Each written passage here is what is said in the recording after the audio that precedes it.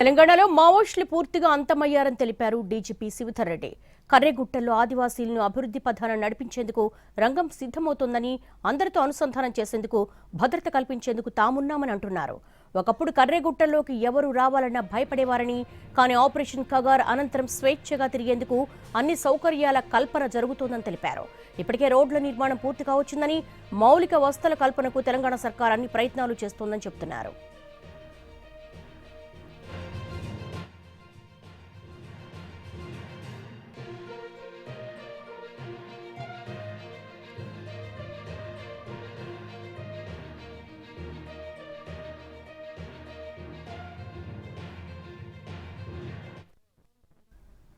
అటవీ వనరులను కాపాడుకుంటూ ముందుకు సాగుతున్నామని చెప్తున్న డీజీపీ శివధర్ రెడ్డితో మా ప్రతినిధి రాధిక ఫేస్ టు ఫేస్. అభివృద్ధికి ఆమడ దూరంలో ఉన్న కర్రెగుట్టల ప్రాంతంలో అభివృద్ధి పదాన నడిపించడానికి ఇక్కడున్న కుటుంబాలకు కొంత అన్ని ఫెసిలిటీస్ కల్పించడానికి ప్రభుత్వం పూనుకుంది. అందులో భాగంగానే ఇవాళ police boss DGP Shivadhar Reddy గారి ఇక్కడికి రావడం జరిగింది. వాళ్ళకు కొన్ని ఆటోస్ అట్లాగే ఒక 2-వీలర్ కూడా ఇవ్వడం జరిగింది. సార్ చెప్పండి, ఇంత రిమోట్ ఏరియా ఇది, మొన్నటి వరకు కూడా ఒక నక్సల్ సెంటర్డ్గా ఉంది. అట్లాంటి ప్లేస్లో మీరు వచ్చి రోడ్స్ వేయటము, వాళ్ళకు ఒక ఫెసిలిటీస్ కల్పించడం, ఇవన్నీ ఎట్లా చేయాలి? ఇప్పుడు మెయిన్గా ఈ నక్సలైట్లు నిజమో లేకపోతే మావోయిజమో ఈ ప్రాంతంలో డెవలప్ కావడానికి కారణం ఏంటంటే అభివృద్ధి లేకపోవడం అని, చాలా దూరం ఉన్నారని చెప్పి, అభివృద్ధికి వెల్ఫేర్ యాక్టివిటీస్ లేవని చెప్పి, బేసిక్ ఫెసిలిటీస్ లేవని చెప్పే కదా వాళ్ళకు ఈ నక్సలం వాళ్ళకు ఒక అవకాశం వచ్చింది. సో ఇప్పుడు మావోయిజాన్ని ఆల్మోస్ట్ పూర్తయిపోయింది, దాన్ని లేకుండా అయిపోయింది.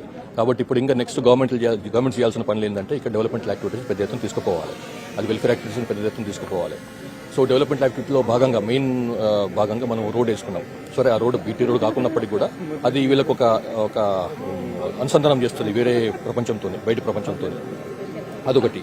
సో ఒకసారి రోడ్ వచ్చింది అంటే మిగతా డెవలప్మెంటల్ యాక్టివిటీస్ వేగం ఉంచుకుంటాయి, రెగ్యులర్గా వచ్చేస్తుంటాయి. ఇక రెండోది ఏంటి అంటే వెల్ఫేర్ యాక్టివిటీ. వెల్ఫేర్ యాక్టివిటీ అంటే ఏదో దినసరి దినుసులు ఇస్తేనో లేకపోతే గ్రోసరీ ఇస్తేనే కాదు, బట్ అట్లీస్ట్ ఒక స్టార్ట్ చేయాలి మనం, ఎక్కడో దగ్గర స్టార్ట్ చేయాలి. కాబట్టి ఇవాళ కొన్ని 7-8 మంది ఫ్యామిలీస్, ఇక్కడ ఉన్నటువంటి 7-8 మంది ఫ్యామిలీస్కు, ఎవరైతే ఈ ట్రైబల్ ఫ్యామిలీస్ ఉన్నారో, ఆదివాసీ ఫ్యామిలీస్ ఉన్నారో, వాళ్ళకు కొన్ని గ్రాసరీస్, దినసరి సరుకులు ఇచ్చినాం ఇవాళ.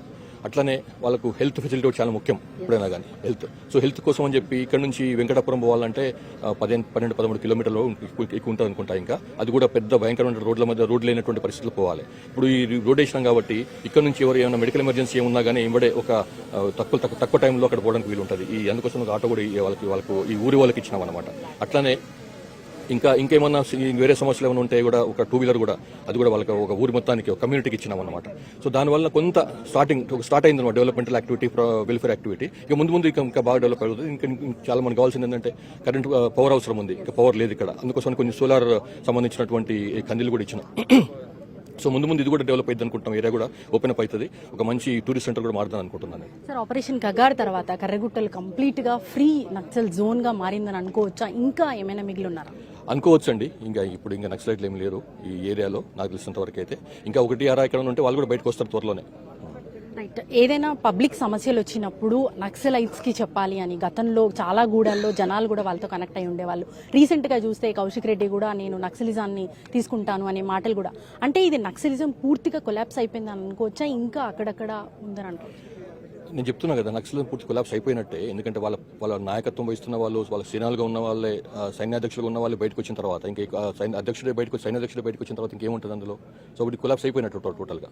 ఇక్కడున్న ప్రజలకి ఇంకా విద్య, వైద్యం కావచ్చు, మినిమం ఫెసిలిటీస్ కూడా లేని రిమోట్ ప్లేసెస్ కదా, వాళ్ళకి ఇన్ ఫ్యూచర్ లో ఎట్లాంటి ఫెసిలిటీస్ కల్పించాలనుకుంటున్నారు? అదేనమ్మా, ఇప్పుడు వాళ్ళకు వచ్చినటువంటి పెద్ద జస్టిఫికేషన్ ఏంటంటే నక్సలైట్లకి ఇక్కడ ఏం లేదు కాబట్టి మేము ఉన్నామన్నారు. కాబట్టి దాన్ని డిస్ప్రూవ్ చేయాలంటే మనం కూడా ఇక్కడ పెద్ద ఎత్తున మళ్ళీ డెవలప్మెంట్ యాక్టివిటీస్ చెకప్ చేయాలి. దాంట్లో భాగంగానే చేసిన ఈ రోడ్ నెట్వర్క్ అది ముందు ఇంకా పెద్దగా అయిపోతుంది, ఈ ఏరియా అంతా ఓపెన్ అప్ అయిపోతుంది. కాబట్టి డెఫినెట్లీ రానున్న రోజులలో ఈ ఏరియా మంచి డెవలప్ అవుతుంది అనుకుంటున్నాను.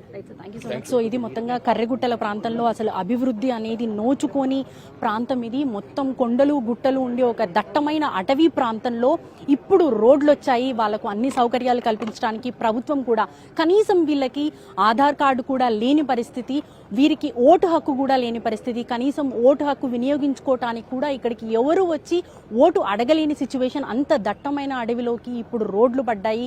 ఇతర సౌకర్యాలన్నీ కల్పించడానికి ప్రభుత్వం పూనుకుంది అని చెప్తున్నారు.